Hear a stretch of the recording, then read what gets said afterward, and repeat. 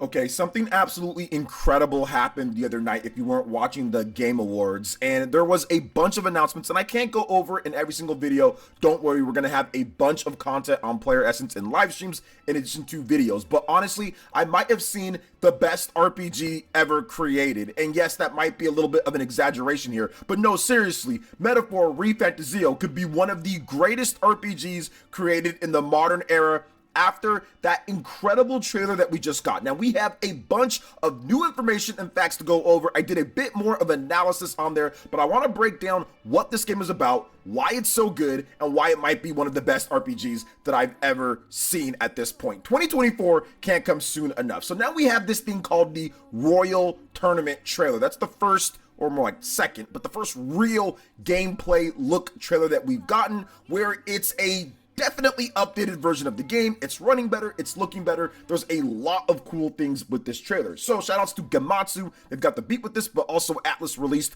this information as well. So Metaphor ReFantazio will launch officially for the PlayStation 5, Xbox Series, PlayStation 4, and the PC via Steam and Microsoft Store in fall 2024. Publisher Atlas and developer Studio Zero has announced. Now, I will add in here, guys, I am going to put a little bit more intrigue on this when it comes to another platform that I'm sure will be talked about very soon here in 2024. So make sure you stay tuned because I have a take on that when it comes to Nintendo and what's going on here. But let's get into the information as well. So the TGA trailer, the Royal Tournament, Atlas released it. This really cool, highly anticipated RPG, fantasy RPG, Metaphor ReFantazio, fall 2024. So now we have an actual kind of window for this game. So the trailer features new gameplay scenes and introduction to the story in fantasy setting, and they also noted some of the members of the team. So this is some pretty big information here in terms of who's making this game and why it could be. I mean, obviously Atlas,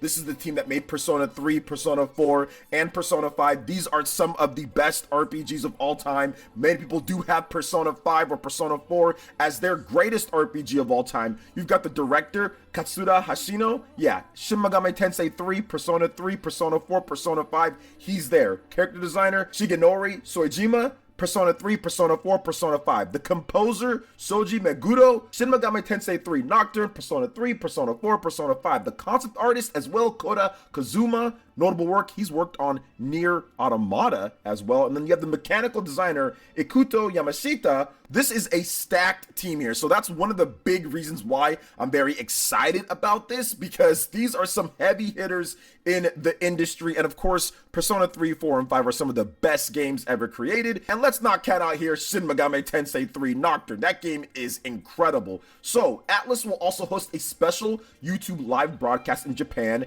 with Japanese language only. So if you want to check that out, December 11th. Now let's talk about the story here, because the story is very interesting, and there's some other little things that they sprinkled in this trailer that I really want to talk about and like. Now the story takes place in the United Kingdom of Ukraine, where the assassination of the king brings chaos and unrest to the land. Then, one fateful day, a magic known only to the king called the royal magic is invoked, and the world becomes embroiled in a royal tournament for the throne. In the midst of this, the protagonist, together with his partner, Fairy Galacia, must find a way to break the curse that has been placed on the prince that the kingdom believes to be dead. To do so, they depart on a journey across the vast land. They discover that in order to achieve their goal, they must participate in the tournament for the throne. And this great task shall require them to ally with many friends and followers of the various tribes inhabiting the world. Now you have the protagonist. We're going to go in and get into some detail here. This is the Marth looking dude that you've seen so much with the blue hair. Now together with the fairy Galacia, if I'm pronouncing that correctly, he embarks on a journey to lift the deadly curse placed on his childhood friend, the Prince of Ukraine. He is a boy of Elda tribe, branded as the tainted by the people by the state religion, who believe they have inherited dangerous and heretical magic. Being so rare among the populace, they are detested and discriminated against throughout the kingdom. Now you have Galacia. I think that's Galcia. I'm gonna go with that. Not only a traveling companion, Galcia is the guide who helps the protagonist carry out his mission to save the prince. Although she is too small to participate in battles, her knowledge of magic and ability to sense Malga is superior to the protagonist due to her fairy nature. She doesn't mince words. She is a reassuring ally on his journey. So almost like Navi, right? From The Legend of Zelda Ocarina of Time. Let's go. Then you have Stroll. He is a young man of the Claymore tribe who meets the protagonist in the recruitment center of the state army. A smart young man with a strong sense of justice, he hails from a noble family, and yet it seems his circumstances are complicated, as it is rare for a noble to enlist in the army alongside commoners. Then you have Hulkenberg, a knight of the Rausanti tribe and former member of the royal family's Kingsguard who served by the prince's side. Despite her young age, she is excelled in the use of various weaponry and was assigned to the personal guard of the prince. But when the prince was attacked, she failed to protect him and set out to wander, carrying the stigma of her failure in her heart. Oh man, that's rough. Next is Heisme, a former knight of the Ugif tribe. He has acute perception compared to most others, due in part to the Ugif trait of being sensitive to sound. With the appearance that differs greatly from other tribes, it's not uncommon Ugifs to be discriminated against, and it seems Heisme is no exception. His past, his own burden to bear. Now we also have some new concept art as well, so you can journey through a vast and magnificent fantasy world, explore the game alongside an intuitive and beautiful UI that elevates the experience. So there's many things as you kind of more go into the depth of the trailer and I analyze different things here. Obviously having Atlas work on something outside of Persona and something that's new and has taken them this long is really cool. But I think that the story setup, now that we have a bunch more details, so many more facts, I think I went over 20 plus new different things with this game, is really cool. But one of the best things that I saw, it seems like this game is a hybrid between an action RPG and a turn-based RPG, because fairly early into the trailer, you immediately see your character slashing on screen in real time, and you're fighting on a map, and it's just pretty much just fighting. It looks like you're fighting hordes of enemies, and everything is fine. It looks like a typical action RPG, but then it seems like once you hit them enough times, you go into a battle. So it is a very unique blend of action and turn-based RPG. And what I love about this is that it's almost like a preemptive strike, but an action RPG preemptive strike. I think that this might be a way to get people that aren't into turn-based RPGs more into a turn-based RPG because of this mechanic. And I don't think I've seen a single developer in a turn-based RPG do something like this. Now we have preemptive attacks, which is a common thing in RPGs, or going right behind somebody and starting a battle or slashing them, but actually having action play out on screen and then it transitions seamlessly into that turn-based battle is something that I just have not seen to this degree. That to me is some nice innovation. That is something different. And that's why I think if you look at the pedigree of these guys, these are no slouches. They've been making games for decades, 2 decades plus, creating some of the best RPGs out there. With the time, development budget, and atmosphere that we've seen so far, this looks to be a game that could be one of the best RPGs. It's got a fresh art style. It's got a lot of cool things. You've got a bunch of different people that you know are awesome that are working on this game. And even one of the things that I really liked with this too is that you have decisions and choices very similar to Persona. You have different decisions that you can do, but it doesn't seem like this game is focused on the social links and the dating and some of the other things, and it's more of a traditional setup RPG.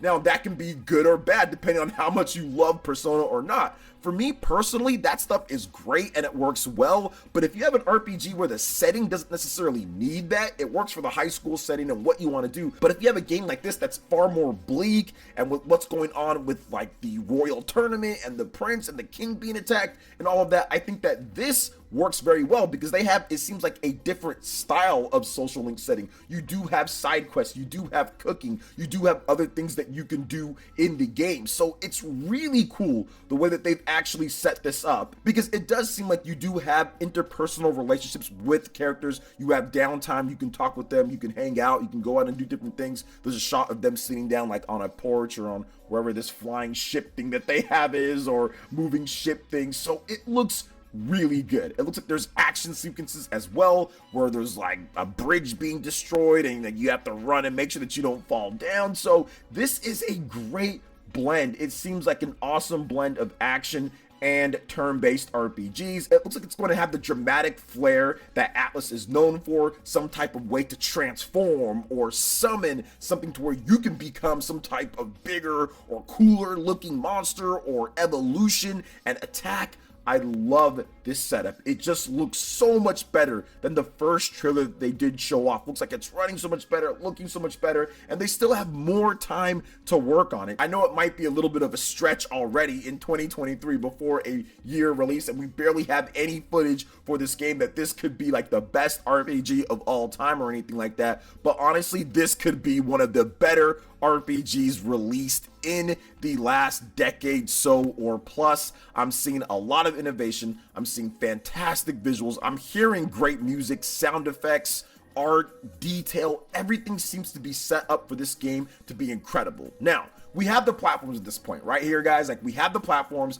It's going to be Xbox Series S, Xbox Series X, PlayStation 4, PlayStation 5, and PC via Steam. But there were some people that were like, wait a minute, hold up. What's going on here? Atlus, we have Persona 3, 4, and 5 on the Nintendo Switch. What's going on? Why isn't this game on there? Well, let me give you guys a little bit. And I know it sounds cliche at this point, okay, Nintendo Switch 2 and all that. But honestly, if you're looking at it, and I think, based off of what I've seen in this game and what Nintendo's doing and what's going on in the Japanese market and kind of some of the other games that weren't announced for Switch that were probably going to be Switch titles, like let's say, for example, the new Visions of Mana game, that's a brand new Mana game from Square Enix, which we will talk about in a separate video, that not being announced, I think that it is pretty much a foregone conclusion that the Nintendo Switch 2 is launching in 2024, in my opinion, and a lot of these RPGs that didn't make it over are going to be on that platform in that year or the following year once they get the port done or